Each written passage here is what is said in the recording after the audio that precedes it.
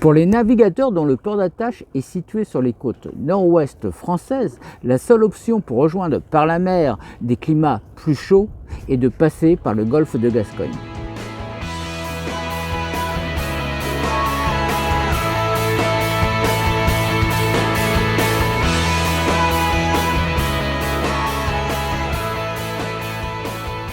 Autrefois craint par les marins, sa mauvaise réputation était due au vent d'ouest dominant, bien souvent accompagné de houles et de vagues croisées, ce qui, en cas de mauvais temps, pouvait malmener les navires à voile carrée pendant des jours. Ceux-ci, remontant difficilement au vent, dérivaient inexorablement près des côtes françaises, les rapprochant d'un désastre potentiel. Cependant, avec les prévisions météorologiques du XXIe siècle et un bateau moderne, il ne représente plus les mêmes dangers qu'autrefois. Mais sa traversée demande tout de même une préparation tant physique, matérielle que stratégique. Chaque passage dans le golfe étant aussi différente que la météo. Elle peut être tranquille avec un vent faible et une mer belle, ou éprouvante avec des vents violents et une mer déchaînée. Il n'y a pas de règle unique qui puisse être appliquée pour sa traversée. Cependant, si nous identifions les différents défis qui nous attendent et les planifions à l'avance, il sera alors possible d'établir une stratégie adaptée à chaque bateau, équipage et conditions météorologiques. 4 éléments sont à considérer pour traverser le golfe de Gascogne. La distance à parcourir, les particularités propres au golfe de Gascogne, le gros temps et le plateau continental.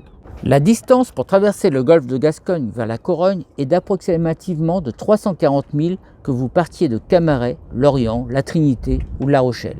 Pour de nombreux équipages, le Gascogne sera la première expérience de navigation au long cours et devra être traité comme une mini-traversée océanique. Il apporte avec lui tous les défis associés à la navigation hauturière, fatigue, mal de mer, éloignement des côtes et des secours en cas de besoin.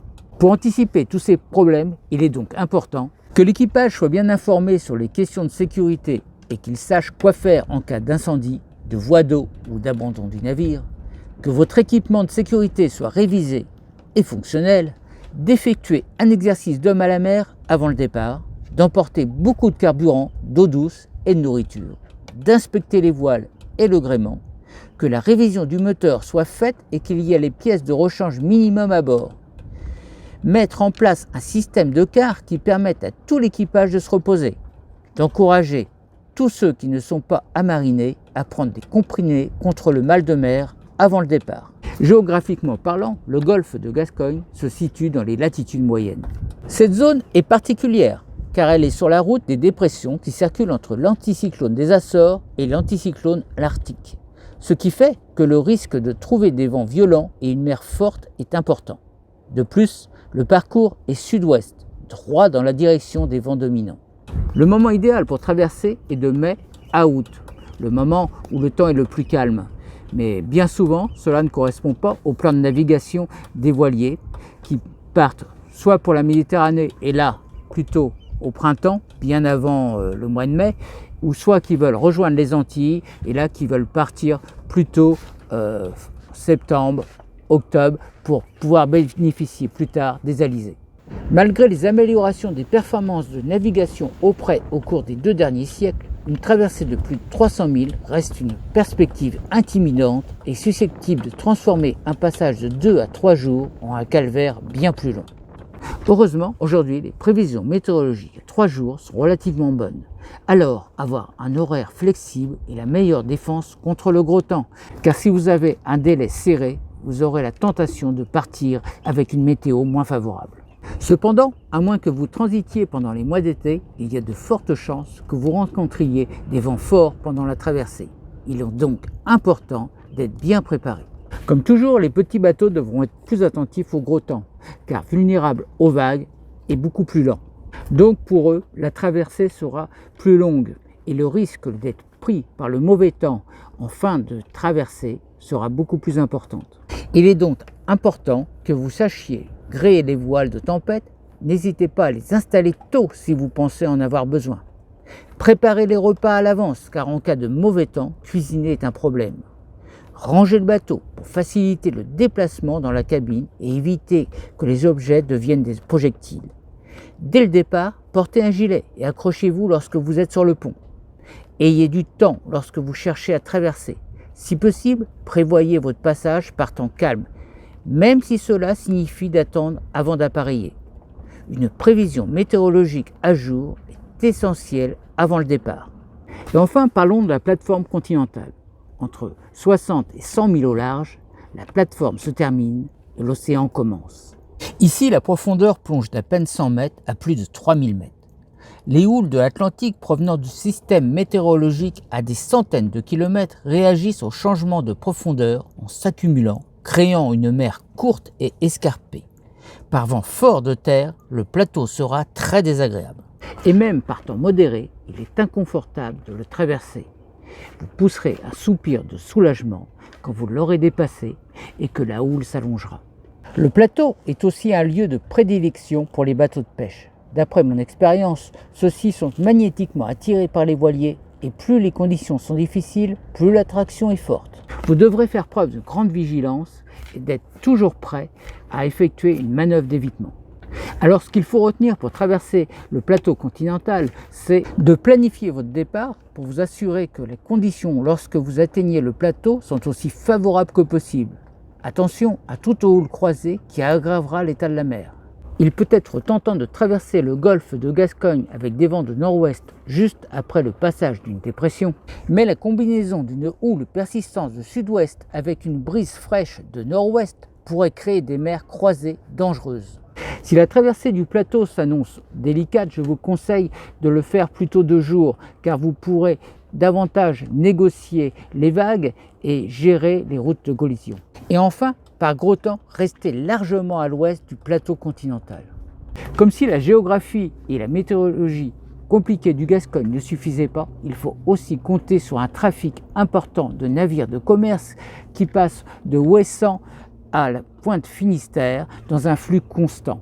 Et même si un parcours de Brest à la Corogne vous tient à l'écart de ces voies de navigation, le mauvais temps peut vous obliger à faire une route plus à l'ouest, ce qui vous fera converger avec la route maritime et vous passerez beaucoup de temps à esquiver les navires. Si vous êtes amené à naviguer dans cette zone, bien que les voiliers soient prioritaires, ne comptez pas sur les bateaux de commerce pour vous éviter et anticipez plutôt vos manœuvres pour passer toujours assez loin derrière eux. Et si vous vous trouvez en proie à d'incessantes routes de collision, changez de cap et coupez directement la ligne du trafic. Il est généralement limité à un tronçon de 4 à 5 000 et facile à éviter. Pour traverser le golfe de Gascogne, il existe beaucoup de points de départ possibles depuis la France. Et comme nous l'avons vu, la distance à parcourir est sensiblement la même. Mais plus on part d'un port situé au sud, plus il faudra naviguer vers l'ouest avec les risques d'affronter les vents dominants. Mais par contre, il sera possible de réduire cette traversée à 170 000, donc une journée et demie.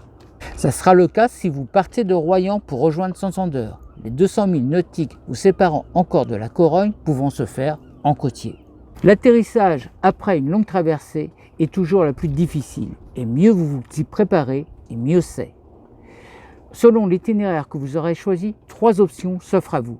Par exemple, si les vents de sud-ouest sont un problème et que vous n'êtes pas pressé de passer le cap Finistère, il est peut-être préférable de s'orienter vers un port de la côte nord de l'Espagne. Vivero et Riron sont des marinas décentes avec de bonnes installations. Les deux sont difficiles à approcher par vent du nord, mais sont très bien protégés des vents dominants d'ouest à sud-ouest. La seule difficulté qui vous restera sera d'aller par la suite vers l'ouest. Mais si vous ne pouvez tout simplement pas gagner suffisamment de terrain au vent pour vous rendre à la Corogne, ce sont des alternatives sûres et attrayantes. La Corogne est une étape favorite pour de nombreux équipages traversant le Gascogne dans les deux sens, et ce pour de bonnes raisons. C'est une belle ville avec de bons ports de plaisance et un bon abri contre le vent d'ouest dominant. Le seul inconvénient lorsque l'on voyage vers le sud est qu'il reste encore le cap Finistère à doubler, car le littoral entre la Corogne et le cap Finistère porte bien son nom de côte de la mort et doit être évité en cas de forte houle. Si votre traversée s'est bien passée, cela vaut le coup de continuer votre navigation pour aller doubler le cap Finistère et trouver refuge dans une des nombreuses rias de la côte nord-ouest espagnole. La première grande ria au sud du cap Finistère est Muros. Il y a une marina décente et une jolie petite ville où il fait bon boire une cerveza bien méritée. Plus loin, vous trouverez une multitude d'options d'escale dans les RIA de Arosa, Pontevedra, sans oublier la RIA de Vigo. Pour les bateaux avec un horaire serré, il est possible de passer complètement les RIA et de faire un arrêt rapide à Bayona avant de continuer vers le sud. Parlons maintenant d'une chose primordiale pour effectuer cette traversée. C'est comment recevoir les prévisions météorologiques alors qu'on est en mer.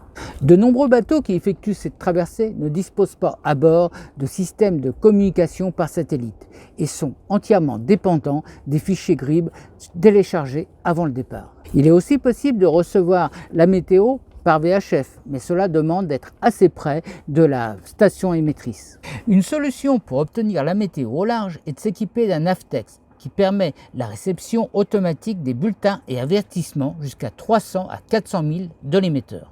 L'avantage de ce système, c'est qu'il reçoit et qu'il stocke les données météo, ce qui vous permet de les consulter quand bon vous semble.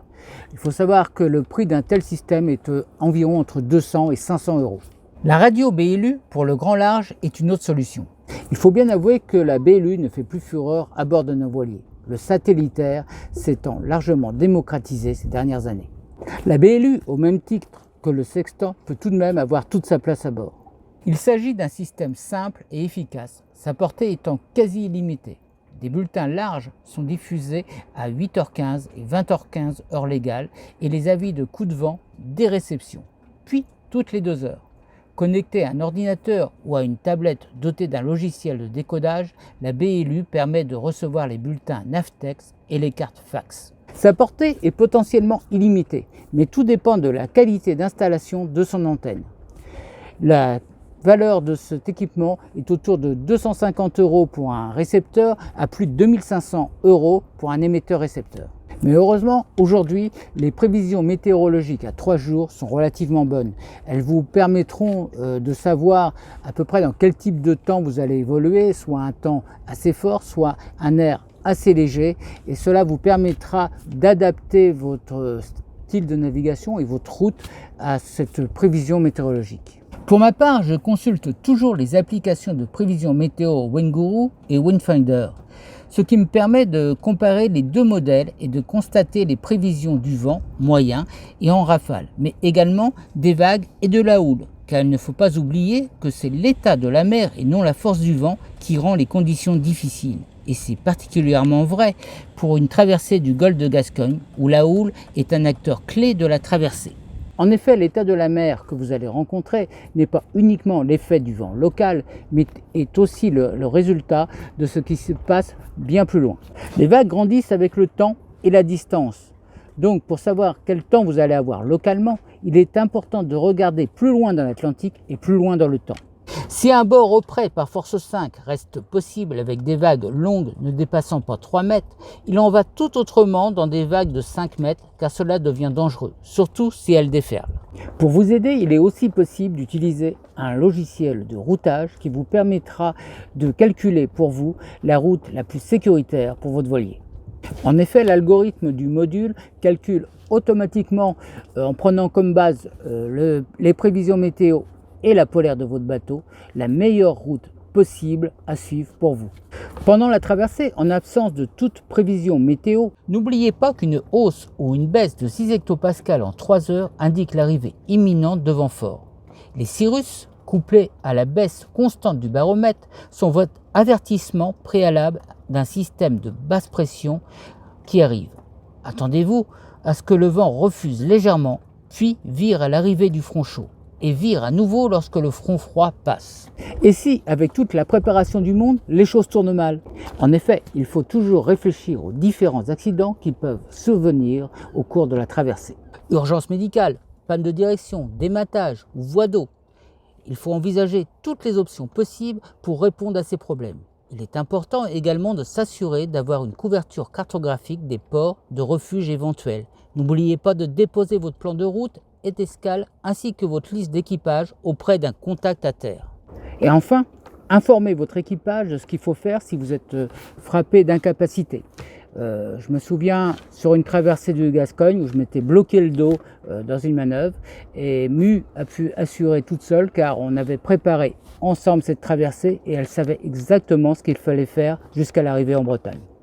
Nous avons vu que décider d'une stratégie de traversée dépendra des 4 facteurs que nous venons d'étudier, ainsi que de la capacité de votre navire, de votre équipage et des limites de votre calendrier. Essayez de les décomposer en les abordant par étapes. Par gros temps, éloignez-vous des routes maritimes par exemple. Si vous naviguez en double sur un bateau avec une vitesse inférieure à 6 nœuds de moyenne et que vous partez de Bretagne, il est préférable de viser La Corogne ou Vivero. Et Riron pour ceux qui sont partis plus au sud de la France. La distance, dans les 2 cas étant plus courte, cela limite vos risques de rencontrer du mauvais temps. Mais si vous avez un bateau rapide et un équipage aguerri, il est possible de rejoindre directement Muros. Mais au cas où les conditions se détériorent dans la seconde moitié de la traversée, vous pouvez toujours abattre jusqu'à La Corogne ou Vivero. Voilà, à vous de jouer. Et bientôt, vous aussi, vous pourrez dire « on a dégolfé ».